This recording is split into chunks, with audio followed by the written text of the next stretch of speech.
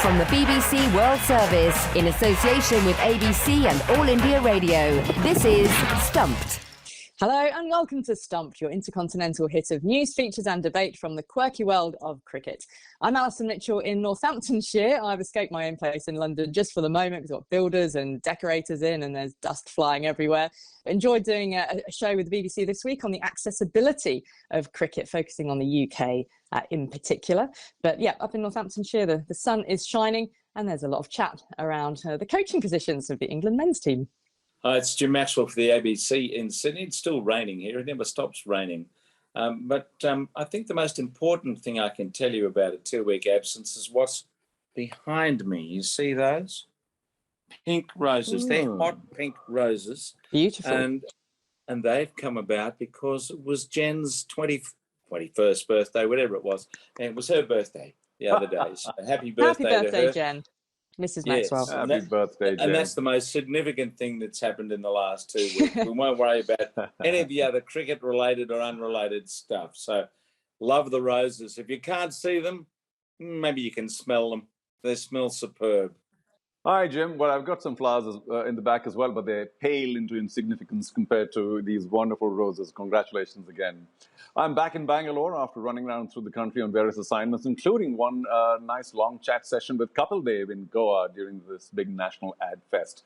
But in Bangalore, and Jim, I sympathize with you, there's a fair amount of rain. It's grey and might even be England, the way things look here.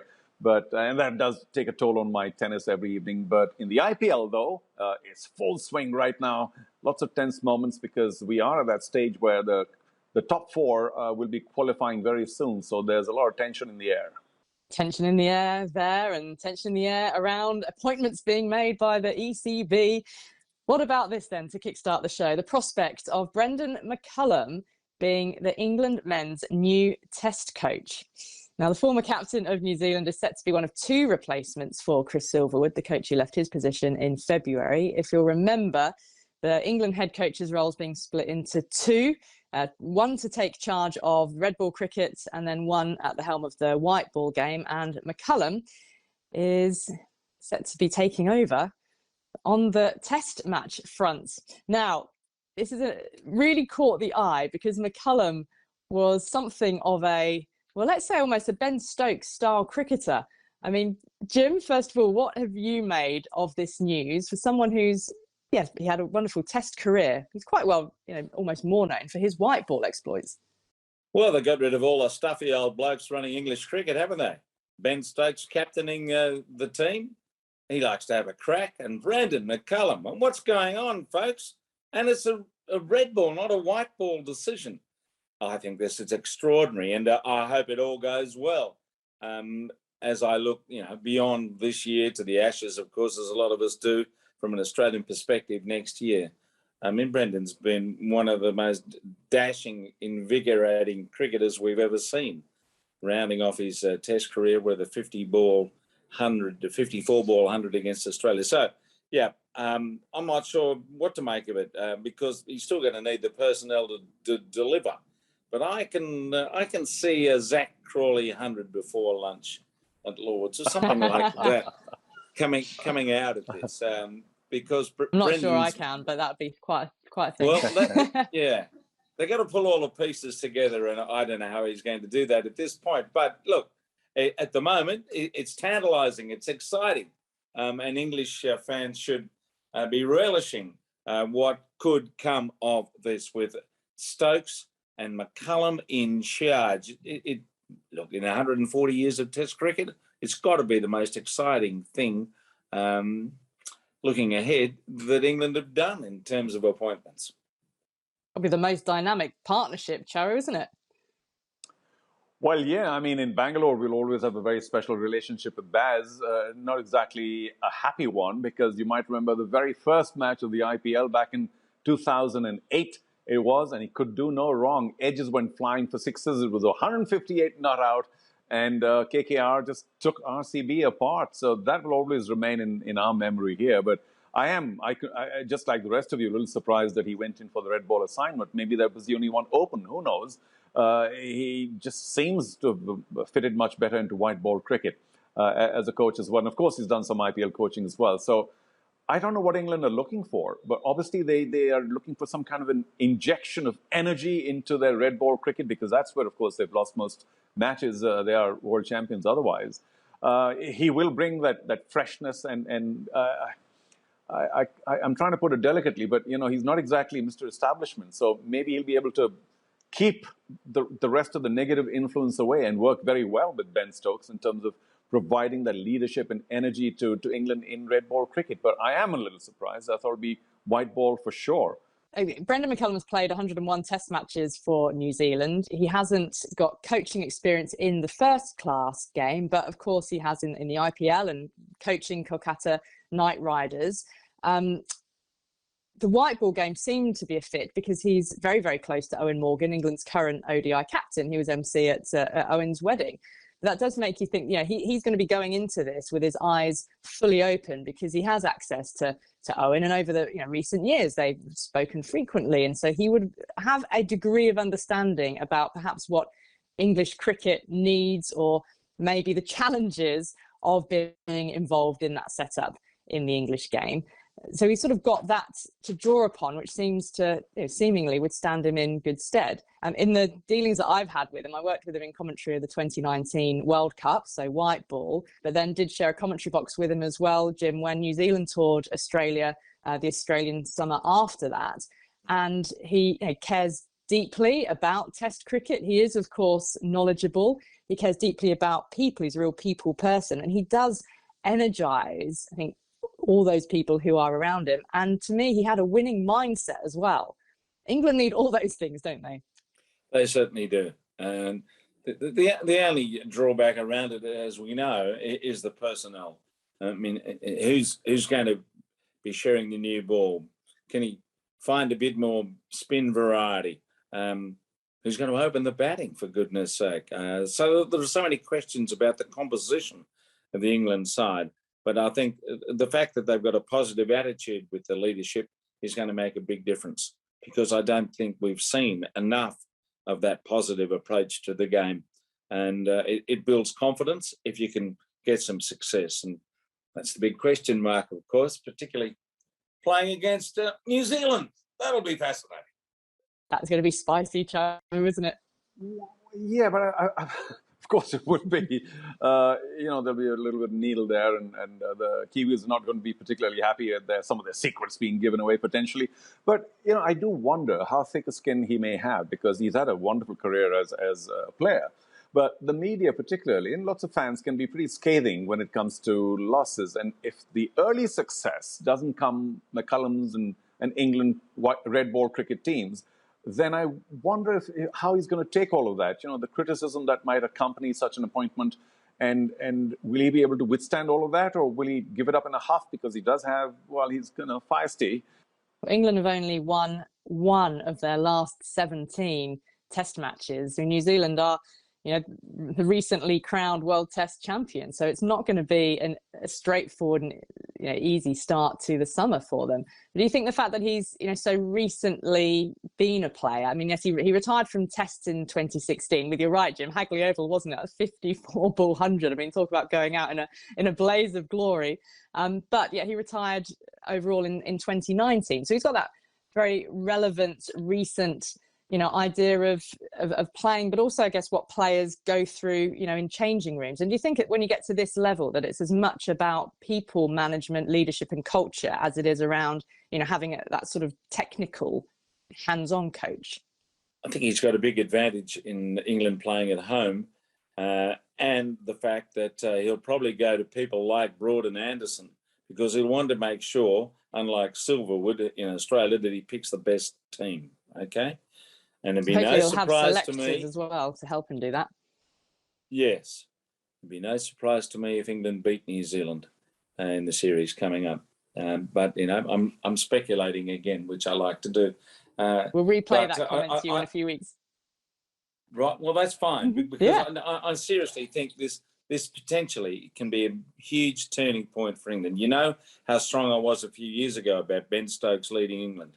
And I think if he's got everything else going in his head, and with his ability to play, particularly as a batsman, perhaps his bowling's not quite where it was a few years ago. But you've got two of the most, as you said, dynamic, inspirational people in charge, and it's got to make a difference. I'm really looking forward to staying up late at night down under to watch all of this unfold. I really reckon it's one of the best things potentially that's ever happened in English cricket. Well, I think it'll be a wonderful contest, no doubt about it. And yes, I mean, New Zealand have just as much a chance of winning as England at home. You mentioned that business about finishing up with his cricket just a short while ago, and is that an advantage? If you've had a long career, it could be a double-edged sword, because the chances are that there's a lot of frustration as well in people who played at a very high level, saying, well, why can't you do this? Why can't I get the team more inspired? While somebody who might have had a lesser career or just a professional coach might be able to counsel people a little more, should we say, in a more all-round, rounded fashion, rather than a former player who says, listen, I could do it all. What's stopping you guys? So there is something to think about, whether stars make better coaches or whether a career coach makes a better coach. I mean, I suppose the jury is, for me, still out there. If you recall, it was an England series against New Zealand in white ball cricket that triggered England's reset and Owen Morgan's sort of leadership and the charge. And they looked towards Brendon McCullum's New Zealand team as the blueprint of how to play, how to go about their cricket. So he's already, in a way, had a huge impact on English cricket in the white ball game. So this does feel like a really exciting, fresh start. And you're right, Jim, it is huge. It's dynamic, and it's either way it's going to be exciting. We could have some fast moving test matches if the team moves as fast and with as much dynamism as Ben Stokes plays and as Brendon McCullum goes about his business. But success is what the fans want. They want to see an England winning team. Have they got a winning partnership? Time will tell. Well, we're pleased to have a very special guest with us on this week's show. It is a double World Cup winner and double Ashes winner, and someone who famously took 6 wickets in the World Cup final of 2017 against India. It is Anya Shrubsole, the former England fast bowler who's called time on her international career. Anya, welcome to Stumped. You told your teammates about your retirement at the end of the most recent World Cup final. How was that? And had you made your mind up long before then? Yeah, I'd made my mind up. I'd kind of thought about it heading out to Australia for the Ashes a good few months before. I kind of thought that it felt like this was maybe going to be the last, and then I think as that kind of tour progressed into the World Cup, I knew that was going to be the case. So I knew in myself a fair way out. And yeah, I told the girls once the tournament was over, I made a conscious effort. I didn't want to tell anyone before the game, before we were basically effectively out of the tournament or the tournament was over, because it's a World Cup and everyone should be focusing on that and not about someone who's potentially retiring. So it was really nice to, I guess, have that moment in the dressing room with the squad. Obviously, it would have been fairy tale ending had we won, but these things don't often work out in a fairy tale way. So what's your sort of vision, your hopes for the future of English cricket, and where do you fit into that? Well, I obviously hope that we keep growing as a team. I think Australia have been pretty dominant over the last kind of 5 years or so, and hopefully, and we've got some work to do to catch up to them and be back kind of hopefully winning World Cups and things like that. So that's hopefully where I see, I guess, the international team going. We've obviously got our domestic system here in England now that's been up and running for a couple of years, and hopefully in a few more years' time that will, I guess, what you see with the Australian team, you see someone like Alana King come in and just perform like that from the get-go. We're probably still a couple of years behind that, but I think once that comes into effect, that will be really exciting, and I hope that, I guess, by playing and doing a bit of coaching domestically, that I might, I guess, have a small role to play in that. I just want to dig a little deeper into why and when people retire, and does it have something to do with the fact that there is a sufficient number of, or there are sufficient number of players coming through to take your role over, or is that not a consideration at all? It's just a very internal thought, feeling clock that says, okay, enough. I guess there's a bit to it. I wouldn't say it's a waiting and going, right, there's other people now and kind of stepping out like that. There's lots of things that go into it. The majority of it being, I guess, personal reasons and what I felt like I had to offer the team and like I alluded to before, there's a lot that goes with international cricket. There's obviously a lot of training, there's a lot of commitment, there's a lot of touring, there's just a lot of everything, and you have to be 100% committed to wanting to do all of that. And I didn't feel like I was anymore. And for me personally and for the team, it then becomes the right time to step away, because the team deserves someone who is ready and willing to give absolutely everything they have. And I have done that for 14 years and I didn't want to anymore. And I guess kind of I've always kind of looked in kind of 4-year cycles, in World Cup cycles, and I know that there's no way that I would make it to the next 50 over World Cup. And therefore it would be selfish of me to continue and possibly take a place in the team for someone who will be there in that World Cup in 3-4 years' time. And that's just kind of, it's not the sort of person that I am. So it just kind of all in all felt like the right time to step away. Anya, you will be playing later this year the 100 for the Southern Vipers, a new team, as a player and coach. So is there an indication there that you may be happy with a coaching role or an administrative role in the game in the future? Yeah, potentially. I think coaching has been something that I've kind of been interested in doing. So I guess this is the first little step towards that. And I'm really fortunate to be at a team where Charlotte Edwards is. And she's someone who I've got a great relationship with, who's been a really good teammate and a really good friend to me, and has been a really successful coach in her coaching career so far. So I'm really lucky that I've got the opportunity to go, I guess, down to Southampton and work with her and see whether it's something that I enjoy doing, something that I'm any good at doing, and kind of go from there. And yet, congratulations on your career. You finish as England's 4th highest wicket taker in ODIs, and you've got more T20 dismissals than anybody else. And you've been an absolute pleasure to watch and to commentate on for all these years. So thanks so much for being with us on Stumped, and we'll see you for Southern Vipers this summer. Thank you for having me. Well, that's all we've got time for on Stumped this week on All India Radio. Don't forget you can keep in touch with us throughout the week on Twitter. We're at BBC WS Sport. Use the hashtag BBC Stumped. And you can watch us on YouTube as well. Just search for the BBC World Services YouTube channel. I'll say thanks to Charu Sharma and Jim Maxwell, and of course to all of you. Join us again next week. Bye-bye. From the BBC World Service, in association with ABC and All India Radio, this is Stumped.